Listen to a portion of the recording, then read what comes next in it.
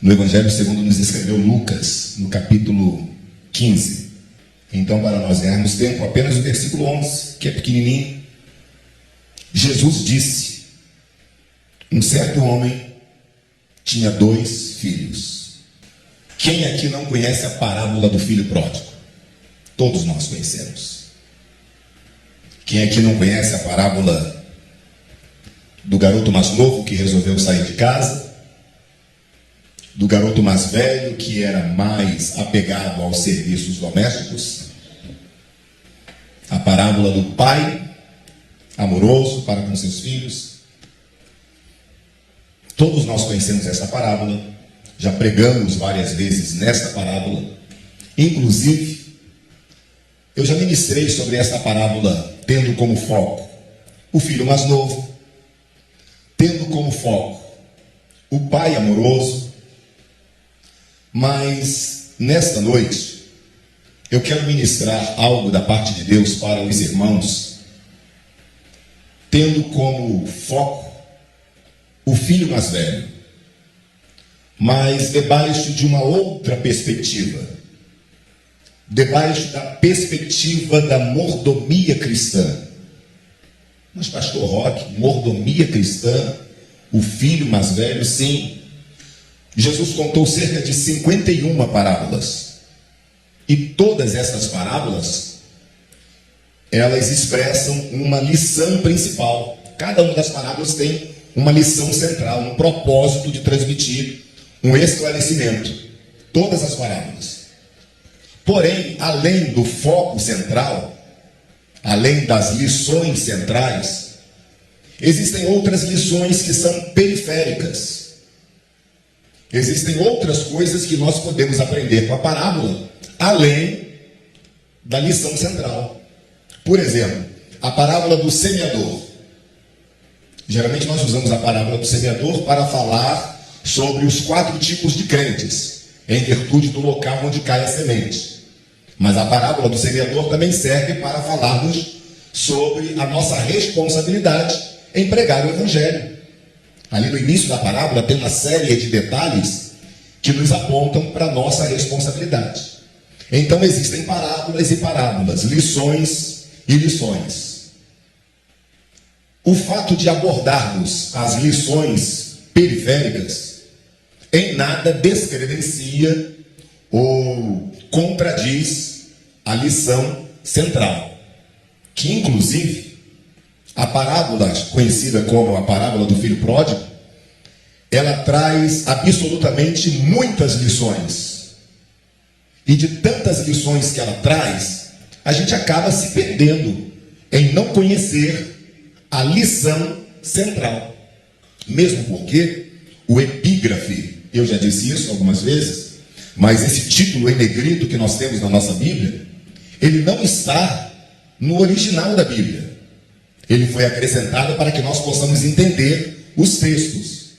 Porém, estes epígrafes foram colocados por rabinos, por escribas, maçoréticos, de acordo com o assunto. Todavia, nem sempre eles acertaram no sentido, ou no propósito, ou na lição principal da parábola, ou do texto. Esta parábola do filho pródigo é um exemplo disso, porque o texto diz, ou o epígrafe diz, a parábola do filho pródigo. Mas a lição principal da parábola é o amor do pai. Não é o foco principal da parábola, não é o filho pródigo, mas é o amor do pai em dividir, em ceder os seus bens, mesmo para um filho rebelde.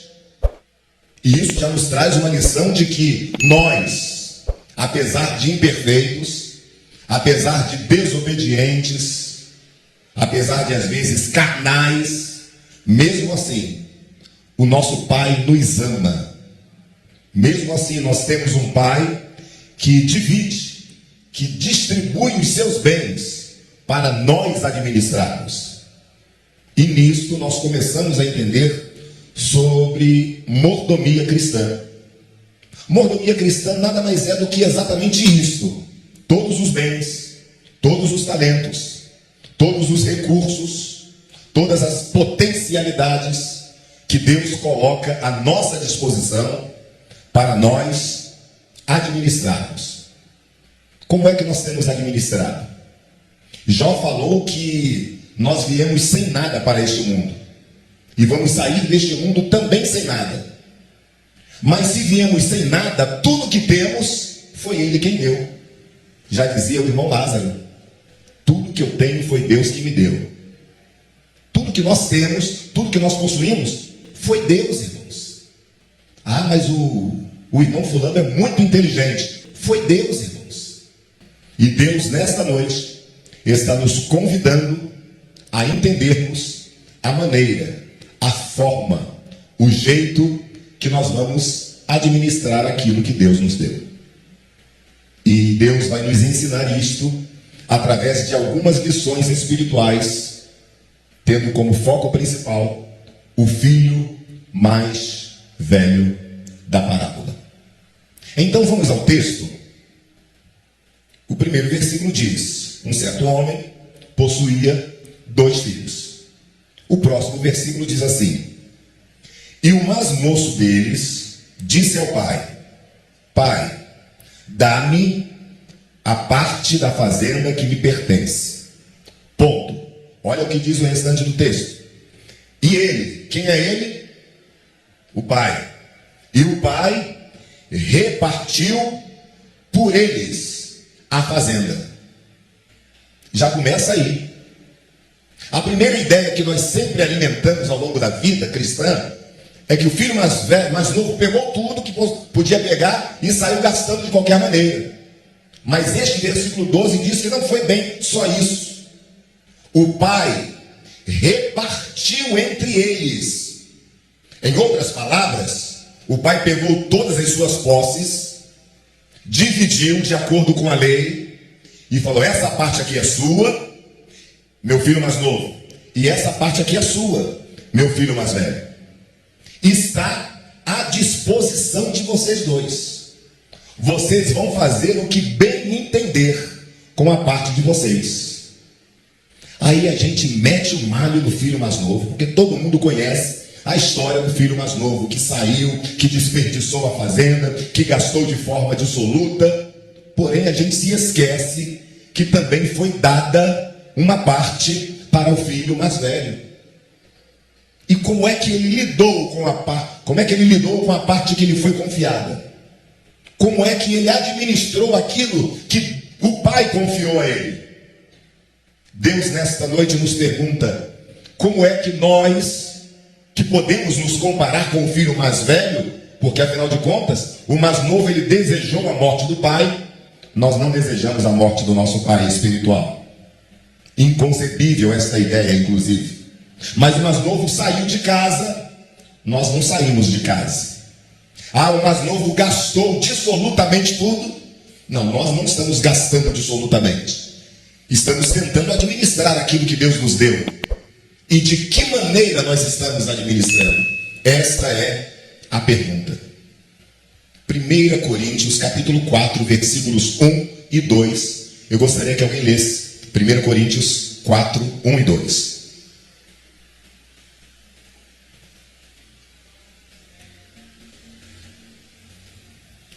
Alguém quer ler? Então está na tela. Que os homens nos considerem como ministros de Cristo e dispenseiros dos mistérios de Deus. Versículo 2. Além disso, se requer nos dispenseiros que cada um se ache fiel. Então é ser dispenseiro, mas não é de qualquer maneira. Tem que ser fiel. Deixe-me só esclarecer e adiantar para os irmãos que a nossa Bíblia da tela já é a Almeida Revista e Corrigida. Antigamente era Almeida Atualizada, depois passou a ser Almeida Fiel, e agora os irmãos já colocaram ali Almeida Revista e Corrigida, que é a Bíblia que nós adotamos como leitura congregacional. Então, quando você olhar para a tela, fique despreocupado que é a mesma versão da maioria da Bíblia dos irmãos. E nesta versão diz que nós somos, ou devemos ser considerados, dispenseiros. Dispenseiro é aquele que cuida da dispensa, O dispenseiro não é o dono da dispensa. O dispenseiro, ele é o administrador.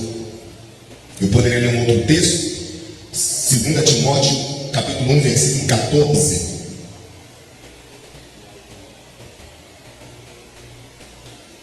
O apóstolo Paulo falando para seu filho na fé: guarda o bom depósito pelo Espírito Santo que habita em nós.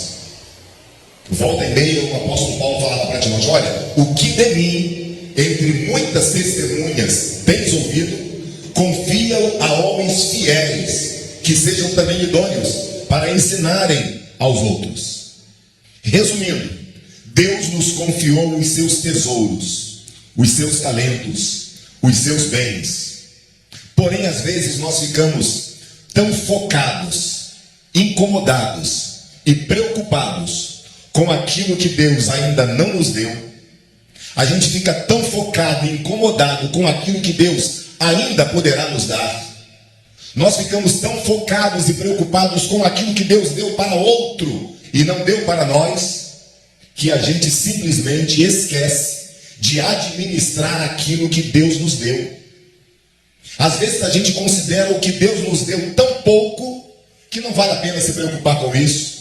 Nós queríamos muito, nós queríamos mais, mas a gente se esquece que existe na Bíblia o milagre da multiplicação, e Deus é especialista em multiplicar o pouco através das nossas vidas. Aquele garoto só tinha 5 pães e 2 peixinhos, colocou na mão de Jesus e alimentou uma multidão. Aquela mulher só tinha uma botija com um restinho de azeite, colocou na presença de Deus e o azeite se multiplicou. E deixe-me lembrar para os irmãos que, lendo o texto, a impressão que nós temos é que o azeite se multiplicou dentro da botija, que a botija derramava e nunca acabava o azeite, enchia o vaso, outro vaso, e está multiplicando. Então a multiplicação, o milagre de Deus vai acontecer dentro da nossa vida, desde que nós sejamos bons dispenseiros dos mistérios de Deus. Versículo 17. Eu vou intercalar os versículos para a leitura ficar mais fácil, porque nós já conhecemos a história. O filho mais novo saiu. Aliás, dá uma paradinha no versículo 13 antes, por gentileza. E poucos dias depois, o filho mais novo, ajuntando tudo, partiu. Os irmãos perceberam que não foi de imediato. Ele primeiro pediu, o pai dividiu, e alguns dias, poucos dias depois, então houve um períodozinho, alguns dias, que ele ficou ali com a herança, com a parte da herança, se preparando para sair, se preparando para ir embora. Só esse textozinho aqui já nos ensina que quando você vê alguém se desviando, não foi do dia para a noite. Às vezes a gente pensa que é assim, né? Estala o dedo e a pessoa vira um mundano. No outro dia, não. Ele estava na casa do pai, mas ele já estava maquinando. Ele já estava se preparando. É igualzinho aquele irmão que o pastor Francisco uma vez visitou, e ele tinha uma adega no cantinho da casa. Aí o pastor Francisco olhou e falou: mas meu irmão, para que é essas bebidas todas que o irmão tem aí? O irmão já é liberto, salve Jesus. E o irmão respondeu ao pastor Francisco: não, pastor, eu agora estou liberto, mas vai que um dia eu me desvie.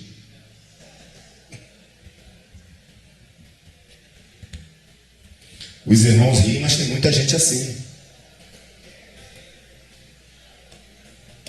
Tem gente sempre mantendo conexão com a vida lá de fora, porque de repente está pensando: se um dia eu me desviar, eu não perdi ainda o vínculo, não perdi o contato, naquela linguagem mundana, não perdi a boquinha. Mas nós somos dispenseiros de Deus. É melhor perder tudo lá fora e ganhar a vida eterna. Aquele garoto estava com tudo ali do pai, pensando: e agora como é que eu vou fazer? E eu vou gastar dessa maneira, dessa maneira, dessa maneira. E ele teve tempo para pensar, ele teve tempo para meditar, ele teve tempo até para mudar de ideia, mas desperdiçou o pouco tempo que lhe restava e simplesmente em poucos dias tomou a decisão, foi embora. E havendo ele gastado tudo, absolutamente, versículo 14, foi para uma terra muito longe, teve fome na terra, ele começou a padecer necessidade, e ele teve que trabalhar de forma indigna, versículo 15 e 16, ao ponto de ninguém lhe dar nada para comer, e ele chega no versículo 17, e caindo em si, disse: quantos trabalhadores de meu pai têm abundância de pão, e eu aqui pereço de fome. Pastor, o senhor não falou que ia tomar como foco o filho mais velho? Está aqui o versículo 17. Talvez você não tenha reparado, mas quando o filho mais novo estava na pior, ele precisava de um referencial que lhe servisse de estímulo para voltar para a casa do pai. Aí ele precisava pensar de uma maneira assim: o meu pai é o melhor pai do mundo, e ele é um pai benevolente. Deixa eu pensar aqui em alguém que tenha recebido a sua benevolência e tenha considerado a benevolência dele a ponto de eu me espelhar e querer ser igual a essa pessoa. Em quem ele pensou? No irmão mais velho? Não. A gente fica pasmado como o irmão mais velho, mais experiente, mais maduro, mais trabalhador, mais isso, mais aquilo, não serviu de referência para o seu irmão mais novo. O mais novo preferiu se espelhar nos trabalhadores do pai do que no irmão mais velho. Quando ele estava na pior, ele pensou: quantos trabalhadores do meu pai, uma hora dessa, tem abundância de pão, porque meu pai é justo, meu pai é amoroso, meu pai é benevolente. Olha os trabalhadores dele, por exemplo. Porque o filho mais novo sabia que os trabalhadores, os servos do pai, eram gratos, tinham gratidão em virtude da benevolência do pai. Mas o irmão mais velho não era referência para ele. De repente a Bíblia nos ensina com isso que nós, como irmãos mais velhos, precisamos ser referência para os mais novos. Referência de gratidão, referência de integridade. Você lembra que o que o escritor aos Hebreus disse? De vós, amados, esperamos coisas melhores. Existem coisas que são inadmissíveis, principalmente para nós que às vezes arrogamos o tempo como currículo. Mas se lembra o que o mesmo escritor aos Hebreus falou? Ele começa falando lá no início do livro: Jesus é maior do que tudo, Jesus é maior do que o céu, Jesus é maior que a arca, Jesus é maior do que a aliança, Jesus é maior que Moisés, Jesus é maior que os anjos, Jesus é maior que a lei. Lá pelo capítulo 6, 4, 5, ele fala assim: Jesus é maior que Melquisedeque. Não, mas quanto a isso eu não posso falar com vocês ainda, porque pelo tempo vocês já deveriam ser mestres, mas ainda vocês são alimentados com leite. E pelo tempo, o que é que nós deveríamos ser? Como Deus olha para nós? Como o irmão mais novo olha para nós? Quando eu for maduro assim, que nem o irmão fulano, eu quero ser assim que nem ele. Quando eu for madura, que nem a irmã fulana, eu quero ser que nem ela. Porque se existe um exemplo de benevolência de Deus e um exemplo de gratidão e reconhecimento, é o irmão fulano e a irmã fulana. Mas no caso do filho mais novo, quando ele pensou em uma referência, ele não viu essa referência no irmão mais velho. Ele viu no servo. Quantos servos, quantos trabalhadores de meu pai possuem abundância de pão? Você se lembra o que Deus falou de Jó para o diabo? Você tem visto o meu servo Jó?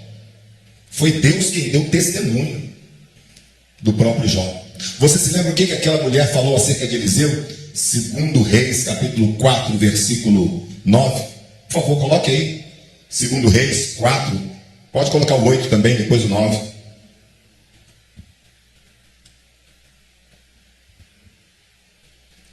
Sucedeu também um dia que, indo Eliseu a Sunem, havia ali uma mulher rica, a qual o reteve a comer pão. E sucedeu que todas as vezes que passava ali, se dirigia a comer pão. E ela disse para o seu marido: eu tenho observado que este que passa sempre por nós é um santo homem de Deus. Tem sempre alguém nos observando. E olha que o texto diz que ele simplesmente passava ali e ela dava um lanche para ele. Mas ela observava a forma que ele recebia, a forma que ele comia, a forma que ele dava graças. Ela estava observando. Alguém sempre está nos observando. Uma certa vez eu falei que aquilo que falam de mim não é problema meu. Aí eu fui repreendido por um colega nosso, um pastor. Pastor, olha, é problema meu sim, porque eu tenho que policiar a minha vida. Eu preciso me corrigir nas coisas erradas que eu faço, porque as coisas erradas que eu faço podem ser uma má influência para as outras pessoas. Se falam mal de mim, não importa qual é a intenção, a pretensão. O importante é eu avaliar a crítica que estou recebendo e tê-la como positiva e construtiva para mim, independente da intenção.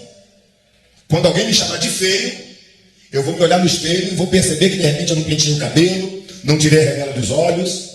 Eu preciso ter um senso autocrítico para reconhecer minhas limitações e defeitos, repito, independente da intenção de quem critica. Porque aquilo que falam mal de mim é um problema meu, sim.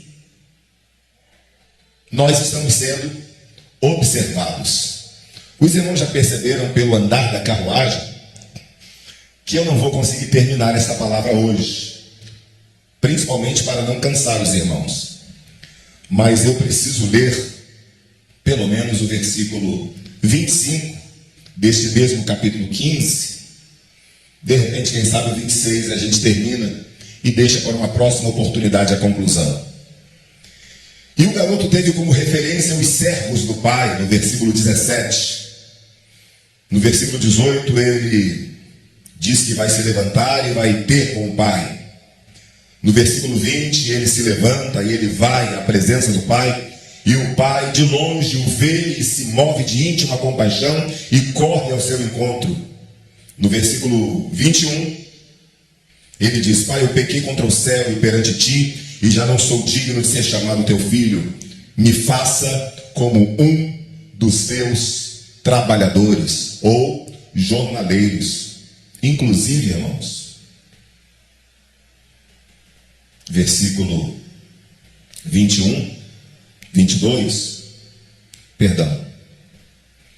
E o filho disse: Pai, pequei contra o céu e perante ti, e já não sou digno de ser chamado teu filho. Isso foram as palavras que ele disse para o pai. Porém, no versículo 19, quando ele premeditou falar com o pai, ele premeditou dizer: já não sou digno de ser chamado teu filho. Faze-me como um dos teus trabalhadores. No original é jornaleiro. Jornaleiro é aquele que trabalha por uma jornada. Numa linguagem de hoje, seria um diarista. Alguém que não tem um vínculo empregatício direto. Alguém que não faz parte da afinidade da casa. Alguém que está ali só para prestar um serviço e depois sai e estamos quites um com o outro.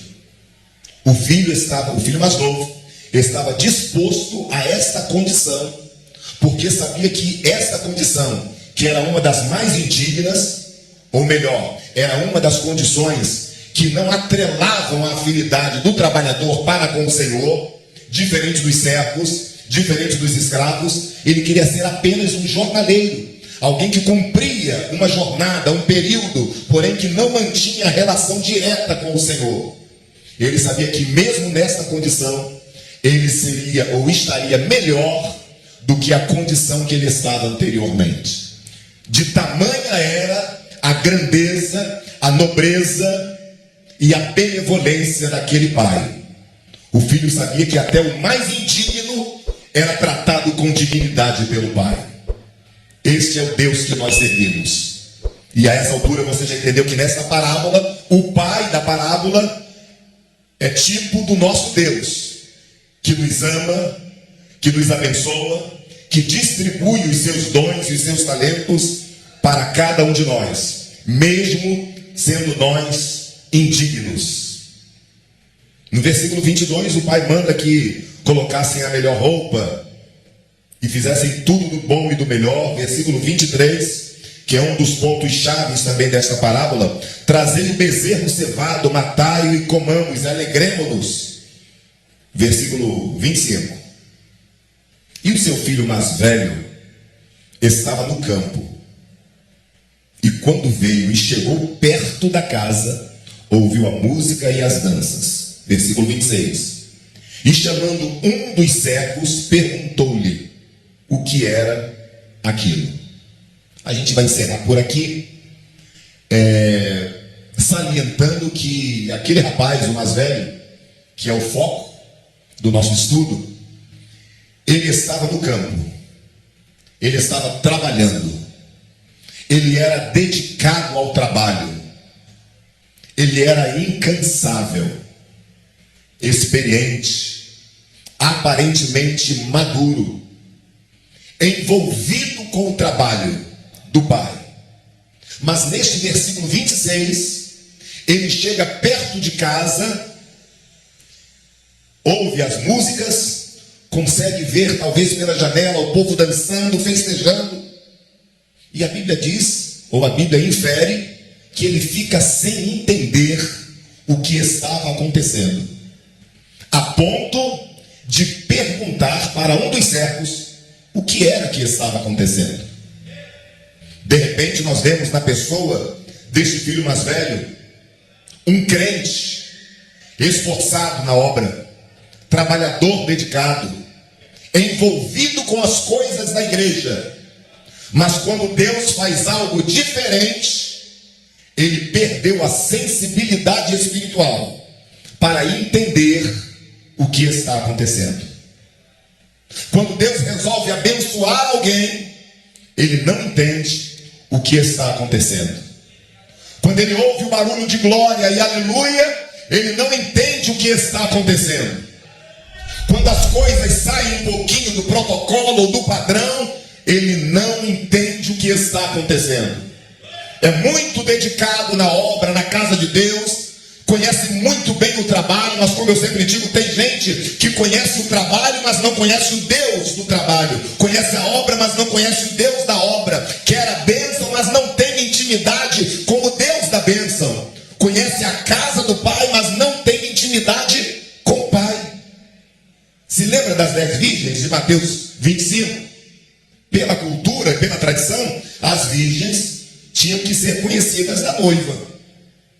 Mas no finalzinho da parábola, quando as loucas estão fora e as prudentes estão dentro da festa, as loucas chegam, batem e pedem para o noivo: abre-nos a porta. E ele responde: não, apartai-vos de mim, porque eu não vos conheço.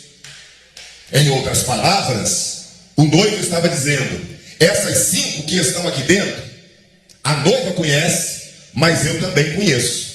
Essas 5 que estão aí fora são conhecidas da noiva, sabem tudo da noiva, mas não sabem nada de mim, e eu também não conheço vocês. Infelizmente, tem muita gente que sabe tudo da noiva, mas não conhecem o noivo. Sabem tudo da igreja, mas não possuem intimidade com o dono da igreja. Deus nesta noite está nos dizendo que nós somos dispenseiros, nós somos mordomos, somos guardadores, somos guardiões dos mistérios de Deus. Porém, precisamos ter sensibilidade para conhecer o Deus que nos chamou para fazer a sua obra. Quando viermos para um culto de louvor, de adoração, de ensinamento, não devemos vir de forma mecânica, apenas para cumprir protocolo, não. Temos que vir com o nosso coração aberto. Eu vou para a igreja hoje, eu vou aprender, eu vou louvar, eu vou glorificar, eu vou adorar, eu vou me abastecer, independente de quem vai cantar, de quem vai dirigir, de quem vai pregar, porque às vezes a gente é seleto. Tem gente que seleciona até o culto que vai vir. Parece que nos outros cultos Deus não opera, mas Deus opera em qualquer culto, irmãos. Deus opera até no ensaio do departamento. Se Jesus resolver curar, batizar, transformar, salvar, Jesus, ele é o dono da casa, ele é o dono da obra, e nós precisamos ter sensibilidade. Foi isso que faltou naquele rapaz: sensibilidade. Repito, versículo 25. Trabalhador, esforçado, dedicado, envolvido com a obra. Mas quando o pai fez alguma coisa um pouquinho diferente, ele não entendeu. Comece a se acostumar, porque o nosso pai tem feito coisas diferentes nos dias nossos. E ele vai continuar fazendo coisas grandes, coisas tremendas. E cada um de nós precisamos estar conectados, sintonizados, afinados com o Espírito Santo de Deus, para entendermos o que o nosso Deus quer e está fazendo. E eu paro por aí no versículo 26. Estamos falando sobre mordomia cristã. Estamos falando sobre o cuidado que devemos ter em guardar, em administrar as coisas que Deus tem nos dado. Numa próxima oportunidade, estaremos dando continuidade a este assunto. Deus nos abençoe. Estão aí os anúncios.